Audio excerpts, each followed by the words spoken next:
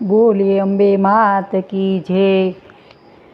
રાધે રાધે મિત્રો, જય માતાજી। આજની કથામાં આપણને ચર્ચા કરીશું કે નવરાત્રિમાં અખંડ દીવો પ્રગટાવવામાં નિયમ અને તેનો મહિમા શું છે તે પણ।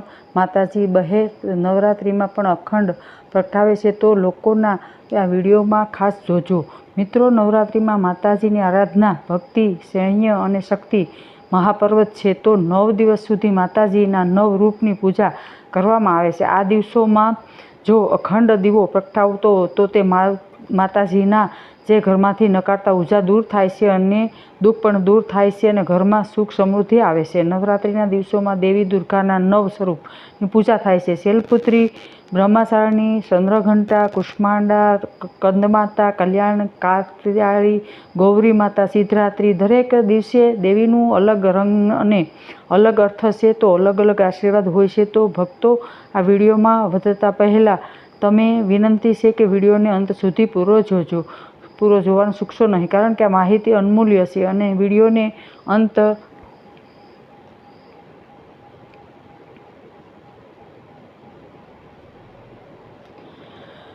ચૂકશો નહીં, અમૂલ્ય છે, અને શેર કરજો અને બીજાને લોકોને પણ ભલું થાય। અને હા મિત્રો, તમારું કામ પણ તો આ માત્ર સલાહ આપવાનું નથી, પણ અમે તો તમને માનો કે ન માનો તમારી મરજી છે, પણ આ વાત જરૂર કહીશું કે તમે આ સલાહો માનશો તો તમારો બેડો પાર થઈ જશે। વિડીયો અંત સુધી જોયા પછી તમે કોઈ પણ પ્રકારની સમસ્યાનો સામનો ન કરી શકશો અને આગળ વધતા પહેલાં મરજી તમારી। જો એટલા સમજદાર તો તમે છો દોસ્તો। પુરાણો અને તે રાજાનો સુરત સમાધિ નામનો વૈશ્ય નામનો નાગરિક ઉપાય કરી અને તે અખંડ દીવો પ્રગટાવ્યો હતો, તે પરિણામે તેમને પોતાના જીવનમાં શાંતિ અને દિવ્ય દર્શન મળ્યા હતા। અને અખંડ દીવો એટલે કે દીવાને આખા 9 દિવસ સુધી સ્વતંત્ર પ્રગટાવવો, અને દીવાની પ્રતીક છે તો તે પ્રકાશ છે, અજ્ઞાનને દૂર કરે છે, જ્ઞાન વધારે નષ્ટ, શાંતિ આપે છે, નકારતા ઉર્જાને પ્રવેશ કરવા દેતું નથી, અને સુખ સમૃદ્ધિ,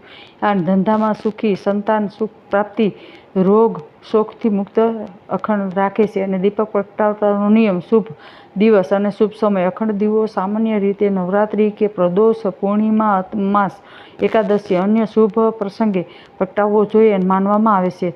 તો 2 પવિત્ર સ્થા સંપન્ન કરો, અને દીવો હંમેશા મંદિર, તુલસીના કુંડા કે જાગૃત પૂજામાં કરવો જોઈએ, પૂર્વ દિશામાં ખૂણામાં રાખવો જોઈએ। ઘી કે તેલનો દીવો, અખંડ દીપ માટે સામાન્ય રીતે ગાયનું ઘી સર્વોત્તમ માનવામાં આવે છે। શક્યતા ન હોય તો તલનું તેલ પણ ચાલે। દીવડાનું તેલ વાપરવા શકાય છે, અને વાટ લાંબી કાંસાના હાથ હંમેશા ખૂણા મજબૂત આવે તેવી હોવી જોઈએ, અને તે બહેતર રહે છે અને ભૂંજાય નહીં। 5મું, અખંડ જ્યોતિને જાળવવા માટે કાળજી, દીવો એ જગ્યાએ મૂકવો જોઈએ કે પવન ન આવે અને જ્યોતિ ઝબકે નહીં, અને ઘરમાં કોઈ ફરજ પડે તો દેવીને ભૂંજાય નહીં, અને નિયમિત દેખરેખ। 6ઠું, દીવો ભૂંજે નહીં તેનું ખૂબ જ ભૂંજાઈ જાય તો નવા ઘીનો તેલથી કે પ્રગટાવી દેવો, અને તે ભગવાનની ક્ષમા પ્રાર્થના માગવી। 7મું, રાખવી અને જરૂરી દીવો જ્યાં પ્રગટાવ્યો હોય ત્યાં સ્વચ્છતા અને શુદ્ધતા જાળવી જોઈએ। અખંડ દીપક બાજુમાં ગંદકી, સંપલ કે અશુદ્ધ વસ્તુઓ ન રાખવી જોઈએ, અને જપ પાઠ કે પ્રાર્થનાઓ અખંડ દીવોને પ્રગટાવી અને તે દુર્ગાની સ્તુતિ, આરતી, લક્ષ્મી સ્તોત્ર અથવા તો પોતાના ઈષ્ટદેવના જાપ કરવો જોઈએ, અને અખંડ દીપકનું પૂજન સવારે અને સાંજે દીપકની આરતી કરવી જોઈએ સુખ શાંતિ સ્થાન માટે। હવે મિત્રો, અખંડ દીવો પ્રગટાવતાની વખતે કેટલાક ખાસ નિયમોનું પાલન કરવું અગત્ય જરૂરી છે। 1. સાચો સમય, નવરાત્રિ શરૂ થતાં કળશ સ્થાપના સાથે દીવો પ્રગટાવવો।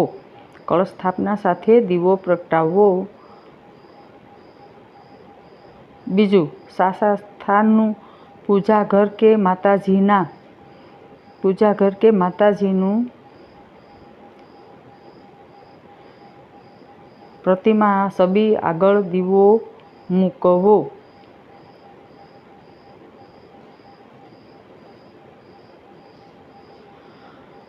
3. ઘી કે તેલનો દીવો, ઘીનો દીવો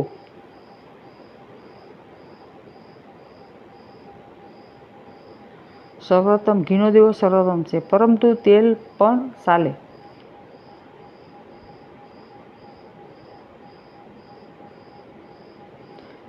ચોથું, વાતી મોટી અને એક સરખી.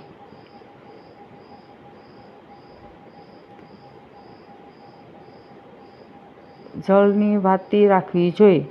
જળતી વાતી રાખવી જોઈએ.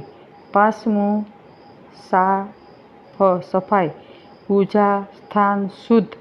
સાફ સફાઈ અને પૂજા સ્થાનમાં શુદ્ધ અને પવિત્ર રહે.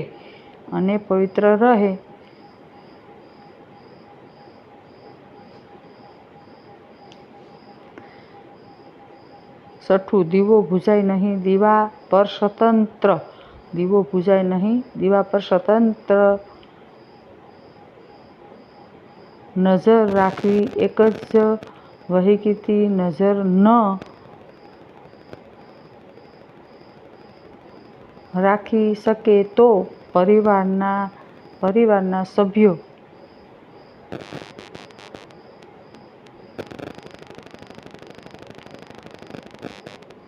ફરજિયાત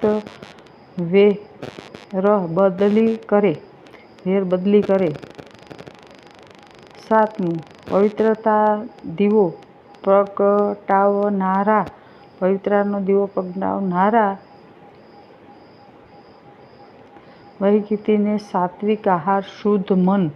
સાત્વિક આહાર અને શુદ્ધ મન.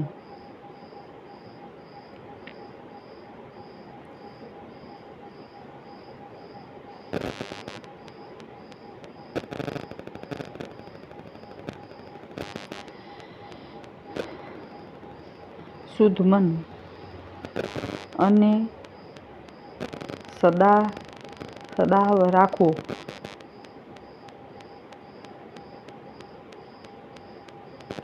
આઠમું, પવનથી સુરક્ષિત દીવો બુઝાય ન જાય તે માટે કાંસની કુંડલી કે સુરક્ષિત સ્થાન પર રાખવો.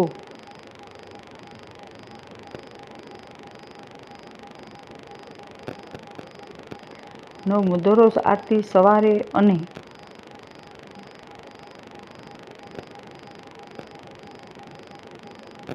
સાંજે માતાજીની આરતી સાથે દીવો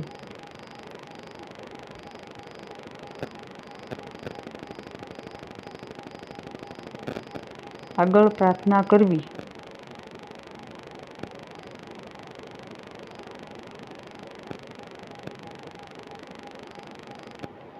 10મું, મનનો સંકલ્પ. આ દીવો મારી ભક્તિનું પ્રતીક છે. આ દીવો મારી ભક્તિનું પ્રતીક છે. માતાજી કૃપા કરો. માતાજી કૃપા કરો. એવી ભાવનાઓ સાથે પૂજા કરવી. શુદ્ધ અથવા અગ્નિ. ચોથું, કેવા અખંડ દીવોને રાખવો જોઈએ અને અશુદ્ધને રાખવો જોઈએ. ઘરમાં શુદ્ધતા રાખવા માટે સમજતા હોય તો જ અખંડ દીવાને રાખવો. કારણ કે કેટલાક દીવો પ્રગટાવતી પછી તેને સ્વતંત્ર જીવિત રાખવો ફરજિયાત છે. 2, કેટલાક રહેતા લોકો કોઈ વહીકીને એકલો રહે તો તે દીવો બુઝાઈ જાય છે. તે માટે સ્વતંત્ર દેખરેખ ન રાખી શકે તો તેને અખંડ દીવો ન રાખવો જોઈએ. બાળકો કે પ્રાણીઓનું ઘર હોય તો તેમને પણ આ દીવો ન રાખવો જોઈએ. જ્યાં નાના બાળકો અને પ્રાણીઓ હોવાથી દીવાને પડી જવાની કે બુઝાઈ જવાની શક્યતા હોય છે તો અખંડ દીવો ન રાખવો જોઈએ. ચોથું, વારંવાર મુસાફરી કરતા લોકોને પણ જો કોઈ વહીકી કામના અન્ય કારણે તેમને વારંવાર ઘરની બહાર જતા હોય તેવા લોકોને અખંડ દીવો ન રાખવો જોઈએ. 5મું, આર્થિક અને સામાજિક સત્તા હોય અને અખંડ દીવો માટે સ્વતંત્ર ઘીનું, તેલનું કે કપાસની વાટ કે દેખરેખ જરૂરી છે અને આ સુરક્ષા હોય તો જ અખંડ દીવો રાખવો જોઈએ. અને શ્રદ્ધાળુઓને માનવામાં આવે છે કે માત્ર દેખાવ માટે ન રાખવો જોઈએ. યોગ્ય નથી. અખંડ દીવાની ભક્તિ, શ્રદ્ધા અને શુદ્ધતા સાથે પ્રગટાવવો જોઈએ. 7મું, જો કુળમાં મૃત્યુ થઈ ગયું તો ઘરમાં 13 દિવસ સુધી મૃત્યુ થાય તો 13 દિવસ સુધી અખંડ દીવો ન રાખવો જોઈએ. અખંડ દીવોને કેવો હોવો જોઈએ? વાસણ દીપક અને અખંડ દીવો હંમેશા પિત્તળનો હોવો જોઈએ અથવા તો માટીનો દીવડાઓ પ્રગટાવવો જોઈએ શ્રેષ્ઠ માનવામાં આવે છે. પિત્તળના દીવાને વિદ્યાર્થીઓ અને સમુદ્ર આપે છે. માટીનો દીવો પવિત્રતા અને શ્રવતાનું પ્રતીક છે. સર્વોત્તમ તો ગાયનું ઘી. ઘીમાં ગાયનું ઘી શુભ ગણાય છે, તો નહીંતર તલનું તેલ પણ ચાલે. દીવો પ્રગટાવવામાં પણ વાપરી શકાય છે. એક જ પ્રકારનું તેલ અને કે ઘી વાપરી શકાય. બે ભેગું મિશ્રણ ન કરવું યોગ્ય નથી. અને વાટ બાતી કપાસની વાટ હોવી જોઈએ. સામાન્ય રીતે બાટનું અને તે વાટ લાંબી હોવી જોઈએ, સતત બળે તેવી હોવી જોઈએ. અને જ્યોતિની દિશા દીવો કઈ દિશા મૂકવો જોઈએ? તે હંમેશા પૂર્વ અથવા તો ઉત્તર દિશામાં જ હોવો જોઈએ. આ દિશામાં જ્યોતિ રાખવાથી પોઝિટિવ એનર્જી વધે છે અને માતા લક્ષ્મીની આશીર્વાદ મળે છે. પાસનું સ્થાન. દીવો હંમેશા મંદિર કે તુલસી કુંડામાં ઘરમાં ઈશાન કોણમાં, ઉત્તરમાં કે ખૂણે રાખવો જોઈએ અથવા તો પૂજાગૃહમાં મૂકવો જોઈએ. જ્યાં સુધી દીવો પ્રગટે ત્યાં સુધી ગંદકી કે અશુદ્ધતા વસ્તુ હોવી ન જોઈએ. અને છઠ્ઠું, જ્યોતિ જળમાં રહે તે માટે અખંડ દીવો એવી જગ્યાએ મૂકવો જોઈએ કે તે પાણીની છાંટવા મૂંઝાઈ ન જાય.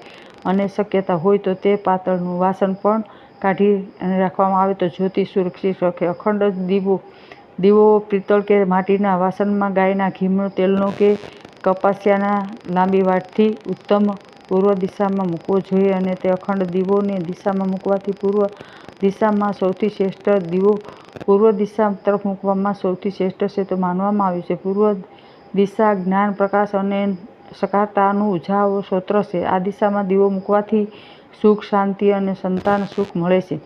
બીજું, ઉત્તર દિશા. અને ઉત્તર દિશા સમુદ્ર અને સંપત્તિમાં દિશા આવે છે, તો તે દિશામાં દીવો મૂકવાથી માતા લક્ષ્મીની કૃપા અને તે ધન લાભ પણ થાય છે. ઈશાન કોણે પૂર્વ ખૂણામાં ઘરની સૌથી પવિત્રતા માનવામાં આવે છે અને અહીં દીવો મૂકવાથી ઘરમાંથી નકારાત્મક શક્તિનું દૂર થાય છે અને પવિત્રતા ટકી રહે છે.